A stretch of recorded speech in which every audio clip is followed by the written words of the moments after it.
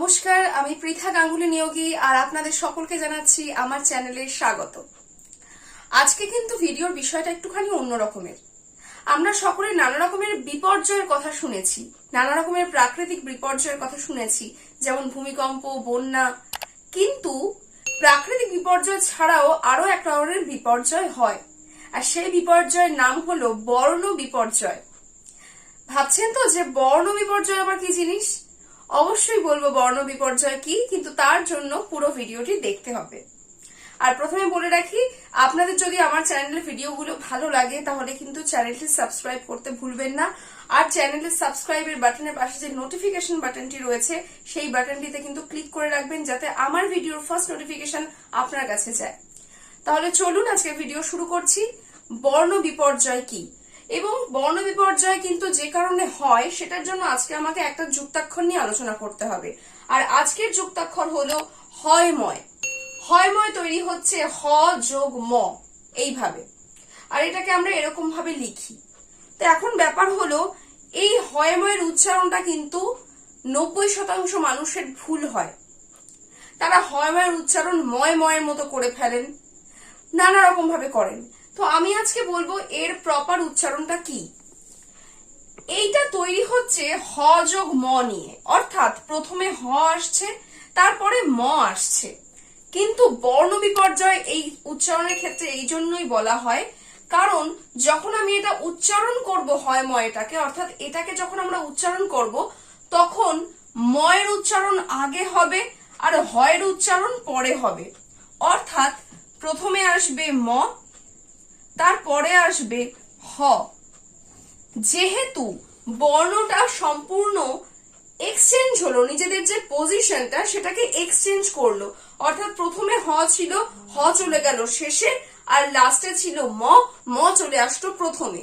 এই যে নিজেদের ভেতরে একটা বিপর্যয় হলো, ভেতরে একটা এক্সচেঞ্জ হলো, এই কারণে এই ঘটনাটাকে বলা হয় বর্ণ বিপর্যয়।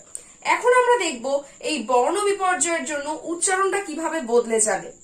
এখানে আমি তিনখানা হয়ময় দিয়ে তৈরি শব্দ আমি লিখেছি। খুব বেশি শব্দ হয়ময় দিয়ে তৈরি নেই বাংলাতে, বাংলা শব্দকোষে, তবু আমি তিনখানা শব্দ এখানে লিখেছি। প্রথমেই দেখাচ্ছি ব্রহ্ম। এখন কথা হলো এইটার উচ্চারণ আমরা কিভাবে করব। বয় রফলার উচ্চারণটা তো প্রথমে থাকছেই, তারপরে আমরা যেহেতু এটা বর্ণ বিপর্যয় হয়েছে তাহলে হয়ের উচ্চারণ কিন্তু আগে হবে না। জেনারেলি কি হয়, প্রথমে যে শব্দটি থাকে সেই বর্ণটির উচ্চারণ আগে হয়, প্রথম বর্ণটির উচ্চারণ আগে হয় এবং পরের বর্ণটির উচ্চারণ পরে হয়, কিন্তু এক্ষেত্রে উল্টো হবে। সেই জন্য প্রথমে আমরা উচ্চারণ করব ম, ব্রহ্ম, এবং তারপরে উচ্চারণ করব হ,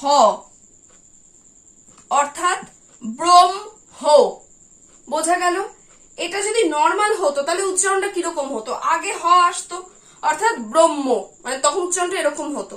কিন্তু যারা ব্রহ্ম, ব্রাহ্মণ, ব্রহ্মপুত্র এইভাবে যারা উচ্চারণ করেন সেই উচ্চারণটা কিন্তু সম্পূর্ণ ভুল, 100% ভুল উচ্চারণ। ব্রাহ্মণ নয়, ব্রহ্মপুত্র নয়, ব্রহ্ম নয়। বর্ণ বিপর্যয় ঘটে একমাত্র এই বর্ণটি উচ্চারণের সময়, আর সেজন্য এর উচ্চারণ হয়ে যাবে ব্রহ্ম, অর্থাৎ ময়ের উচ্চারণটি হবে আগে আর হয়ের উচ্চারণটি হবে পরে। বোঝা গেল? ঠিক সেভাবেই এটার উচ্চারণ হবে ব্রাহ্মণ, অর্থাৎ প্রথমে হবে ব্রা, তারপরে আসবে ম, তারপরে আসবে হ ন, অর্থাৎ ব্রাহ্মণ, ব্রাহ্মণ। বোঝা গেল? এভাবেই এটার উচ্চারণ হবে ব্রহ্মপুত্র, অর্থাৎ ব্রহ্মপুত্র।